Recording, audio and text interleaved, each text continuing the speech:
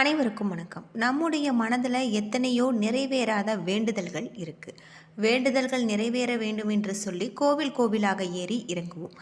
எவ்வளவோ பரிகாரம் பூஜை முறைகளை செய்திருப்போம். ஆனால் அம்மனுக்கு அபிஷேகம் நடக்கும் பொழுது அங்கே அமர்ந்து நம்ம பார்க்கும் பொழுது நம்முடைய வாழ்க்கையில் இருக்கக்கூடிய அனைத்து விதமான பாவங்களும் தீரும். அம்மனுக்கு பாலபிஷேகம் செய்யும் ஒரு அரிய வீடியோ காட்சி தான் இப்போ நாம் அந்த வீடியோவில் பார்த்துட்ருக்கோம். அம்மன் வழிபாட்டில் உங்களுக்கு எந்த அம்மன் பிடிக்கும் அப்படிங்கிறத மறக்காமல் கமெண்ட் பண்ணுங்கள். நம்ம சேனலை நீங்கள் இன்னும் சப்ஸ்கிரைப் பண்ணலைன்னா மறக்காமல் சப்ஸ்கிரைப் பண்ணிடுங்க. வாங்க வீடியோக்குள்ளே போகலாம். பொதுவாக அம்மன் வழிபாடு என்பது நம்முடைய வாழ்க்கையில் இருக்கக்கூடிய அனைத்து விதமான பிரச்சனைகளையும் தீர்க்கக்கூடிய ஒரு எளிமையான வழிபாட்டு முறை அப்படின்னே சொல்லலாம். வெள்ளிக்கிழமைகளில் அம்மனை வழிபட மிகவும் ஏற்ற ஒரு நாள் என்பதால் வீட்டிற்கு அருகில் இருக்கக்கூடிய அம்மன் கோவிலுக்கு சென்று அம்மனை முழு மனதோடு நம்ம தரிசனம் செய்ய வேண்டும். அம்மனை முழு மனதுடன் நினைத்து வணங்கினால் செய்யும் அனைத்து காரியங்களிலும் வெற்றி கிடைக்கும். அம்மனின் அருளை பெற்றவர்கள் எவ்வித இடையூறும் வராது என்பது ஐதீகம். மேலும் பயபக்தியுடன் அம்மனை வழிபட்டால் எண்ணற்ற நன்மைகள் கிடைக்கும் அப்படின்னு சொல்லப்படுது. அந்த வகையில் அம்மனுக்கு பல வடிவங்கள் பல பெயர்கள் கொண்டு இருந்தாலுமே இப்படி பல வடிவங்கள் கொண்ட எந்த அம்மன் வழிபாட்டையும் நாம் வழிபட்டால் நம்முடைய வாழ்க்கையில் இருக்கக்கூடிய பிரச்சனைகள் தீரும் அப்படிங்கிறத நம்ம முழுமையாக தெரிந்துக்கலாம். சிவனிடமிருந்து சக்தியை ஒருபொழுதும் பிரிக்க முடியாது. உலகமே சிவசக்தி மயமாக இருக்கு.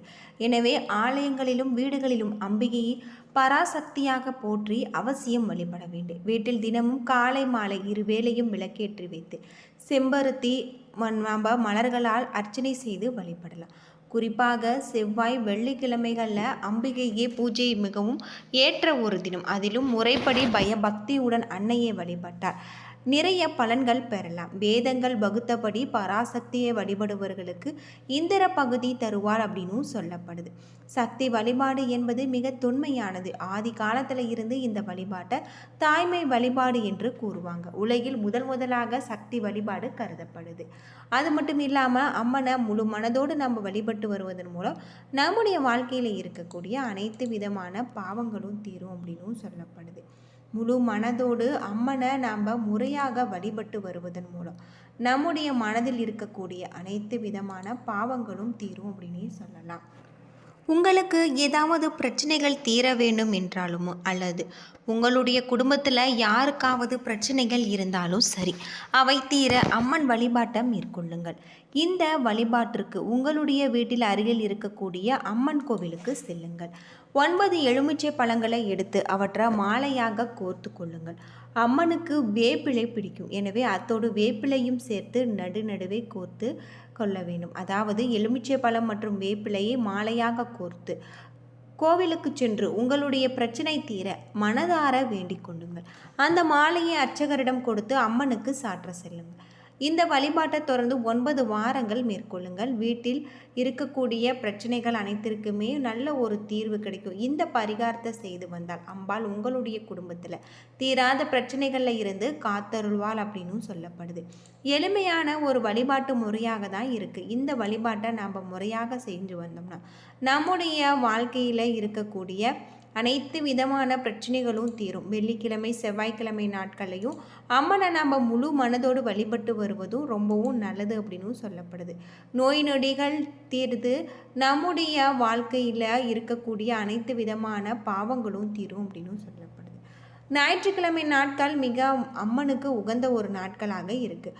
மனதில் அச்சங்கள் அகன்று தளர்ச்சி நீங்கி அனைத்து வளங்களும் ஏற்பட புகழ் உண்டாகும். திங்கக்கிழமைகளில் நாம் அம்மன் வழிபாடு செய்தால் வாழ்க்கையில் ஏற்படக்கூடிய இடையூறுகள் விலகும். உடல்நலம் குறைவென்றால் உடல் நலம் பெறவும் உடல் நலமும் நீண்ட ஆயிலும் உண்டாகும் அப்படின்னு சொல்லப்படுது.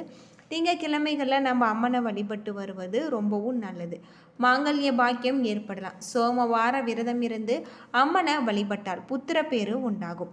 செவ்வாய்க்கிழமை நாட்களில் நம்ம காமாட்சி அம்மனை வழிபட்டு வந்தோம்னா நம்முடைய வாழ்க்கையில் நல்ல ஒரு மங்களம் உண்டாகும். நீண்ட நாட்களாக திருமணமாகாத கன்னி பெண்களுடைய துயர் நீங்கி திருமணம் கூடும். செவ்வாய் தோஷம் என்பது வேதனைக்குரியது என்பாங்க. திருமண தடங்கள் அல்லது மணந்து வாழும் பொழுது நம்முடைய அசம்பாவிதங்கள் ஏற்படும் என்பாங்க. அத்தகைய சங்கடங்கள் நேராது தடுத்து அருள் புரிவார் அன்னை காமாட்சி அப்படின்னு சொல்லப்படுது. நோய் நொடிகள், பேய் பிசாசு, மாய மந்திரங்கள் போன்ற தொல்லைகளில் இருந்து காத்தருவா. புதன்கிழமைகளில் அம்மனை தரிசித்தால் அறிவு விருத்தியாகும், கல்வி கற்பதில் ஆர்வம் உண்டாகும், இதனால் நம்மளுக்கு மேன்மை உண்டாகும் அப்படின்னு சொல்லப்படுது. கவிஞர்கள், கலைத்துறையில் ஈடுபடுபவர்கள், ஜோதிடர்கள், வணிகர்கள் போன்றவர் புதன்கிழமைகளில் சென்று பராசக்தியை வழிபட்டு வந்தார். அவர்கள் துறையில் மேம்பட்டு விளங்குவாங்க. வியாழக்கிழமைகளில் அம்மனை தரிசித்தார். வாழ்க்கையில் ஏற்பட்டிருக்கக்கூடிய தொல்லைகள் யாவும் நீங்கி சிறப்புகள் உண்டாகும் அப்படின்னு சொல்லப்படுது. வெள்ளிக்கிழமைகளில் அம்மனை தரிசித்தால் திருமண வாழ்க்கையில் மகிழ்ச்சி உண்டாகும், நல்ல புத்திரம் பெறலாம், செல்வம் கொளிக்கும், எத்தனை இடையூறுகள் இருந்தாலுமே அகன்றுவிடும். சனிக்கிழமைகளில் அம்மனை தரிசித்து வந்தால் வம்பு வழக்குகள், விரோதிகளின் தொல்லைகள் போன்ற எல்லாமே நன்மை ஒன்று செய்யாது காத்தருள்வாள் அம்மன் அப்படின்னு சொல்லப்படுது. நீண்ட ஆயுள் அளிக்கக்கூடிய ஒரு சக்தி வழிபாடாக அம்மன் வழிபாடு இருக்குது. முழு மனதோடு நம்ம அம்மனை வழிபட்டு வருவதன் மூலம் நம்முடைய வாழ்க்கையில் இருக்கக்கூடிய அனைத்து விதமான துயரங்களும் தீரும். அம்மன் வழிபாட்டு முறை மிக முக்கியமான ஒரு வழிபாட்டு முறையாக தான் இருக்குது. வீட்டில் முறையாக அம்மனை நினைத்து நம்ம பூஜை செய்வதும், வெள்ளிக்கிழமை நாட்களில் கோவிலுக்கு சென்று அம்மனை வழிபடுவதன் மூலம் நம்முடைய வாழ்க்கையில் நல்ல ஒரு மாற்றம் ஏற்படும். பொதுவாக அம்மன் என்பது தமிழ் மரபுல சக்தியின் வடிவமாகும். மலை, கருணை மற்றும் பாதுகாப்பின் தெய்வமாகவும் வணங்கப்படும் பெண் தெய்வம்.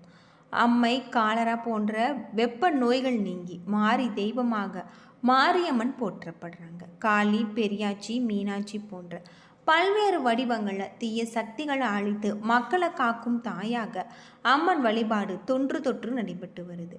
கோடை காலத்தில் ஏற்படும் வெப்ப நோய்களை குணப்படுத்தும், மழை பொழியும் வேண்டப்படும் முக்கிய ஒரு காவல் தெய்வம். சக்தி வடிவங்கள் அப்படின்னு பார்த்தா இரத்த பீஜை வதம் செய்யும் துர்காதேவி 7 சக்திகளாக உருமாறியதாக புராணங்களில் சொல்லப்படுது. பெரியாச்சி அம்மன், பேச்சியம்மன், மாசாணி அம்மன், பண்ணாரி அம்மன், சமயபுரம் மாரியம்மன் போன்ற பெயர்களில் தமிழகம் எங்கும் பரவலாக வணங்கப்பட்டு வராங்க. குழந்தைகள் மற்றும் பெண்களை காக்கும் கோரமுகம் ரூபம் கொண்ட ஆனால் கருணை மிகுந்த தெய்வம் அப்படின்னு பார்த்தா பெரியாச்சி அம்மன். சமயபுரம் மாரியம்மன் கோவில் திருச்சியில் இருக்குது. அம்மன் வழிபாடு என்பது பெரும்பாலும் கிராமப்புறங்களிலும் அம்மனை காக்கும் தெய்வமாக கருதி பச்சரிசி மாவு, கூழ் வார்த்தல் போன்ற நேர்த்தி கடங்களுடன் வழிபடுவது சிறப்புக்குரிய ஒன்று அப்படின்னு சொல்லலாம். முழு மனதோடு அம்மனை நாம் வழிபடுவது ரொம்பவும் நல்லது. கருவறையில் அம்மனின் அம்சமாக விலகும் தெய்வத்தை நாம் வழிபட்டு வருவதன் மூலம் நம்முடைய வாழ்க்கையில் இருக்கக்கூடிய பாவங்கள் தீரும் அப்படின்னு சொல்லலாம். அது மட்டும் இல்லாமல் அம்மன் கோவில் என்று அழைக்கப்படும் பெரும்பாலான பெண் தெய்வங்கள் அம்மன் என்ற பொது பெயரால் அழைக்கப்படுறாங்க. காஞ்சிபுரத்து மாவட்டத்தில் காமாட்சி அம்மன், மதுரை மீனாட்சி, சென்னை மாவட்டத்தில் தேவி கருமாரி அம்மன். அது மட்டும் இல்லாமல் மாங்காடு காமாட்சி கோவில், தஞ்சாவூர் மாவட்டத்தில் புன்னைநல்லூர் மாரியம்மன், கோயமுத்தூரில் பண்ணாரி அம்மன், திருச்சிராப்பள்ளியில் சமயபுரம் மாரியம்மன், விருதுநகரில் இருக்கன்குடி மாரியம்மன், கோயமுத்தூர் மாவட்டம் பொள்ளாச்சியில் மாசாணி அம்மன், கன்னியாகுமரி மாவட்டத்தில் பகவதி அம்மன் ஆகிய சில முக்கியமான கோவில்கள் இருக்குது. இப்படி முக்கியமான கோவில்களில் அம்மனை நம்ம முழு மனதோடு வழிபட்டு வருவதன் மூலமும் நம்முடைய வாழ்க்கையில் இருக்கக்கூடிய அனைத்து விதமான பிரச்சனைகளும் தீரும். சக்தி வழிபாடு மிக உன்னதமான ஒரு வழிபாட்டு முறையாக இருக்குது. மதுரை மீனாட்சி அம்மன் கோவில் இதுவரை படிக்காத 400க்கும் மேற்பட்ட கல்வெட்டுகளும் இருக்குது. தற்போது மீனாட்சி அம்மன் கோவில் 13ஆம் நூற்றாண்டில் கட்டப்பட்டது எனவும் அம்மனின் பெயராக இங்கு இருக்குது. இங்கு மீனாட்சி அம்மன் கோவிலில் கல்வெட்டுகள் அனைத்துமே படையெடுத்து அவற்றை வாசித்து பதிப்பிக்கும் கோவில்கள் நிர்வாகத்தின் சார்பிலும் சமீபத்தில் முடிவு எடுக்கப்பட்டிருக்கு. அதன்படி இங்கு பணிகளும் நடைபெற்று வருவதாகவும் சொல்லப்படுது. என்ன நண்பர்களே, உங்களுக்கு இந்த வீடியோ பிடிச்சிருந்தா லைக் பண்ணுங்கள், ஷேர் பண்ணுங்கள், கமெண்ட் பண்ணுங்கள். நம்ம சேனலை சப்ஸ்கிரைப் பண்ணலைன்னா மறக்காமல் சப்ஸ்கிரைப் பண்ணிடுங்க. நன்றி நண்பர்களே.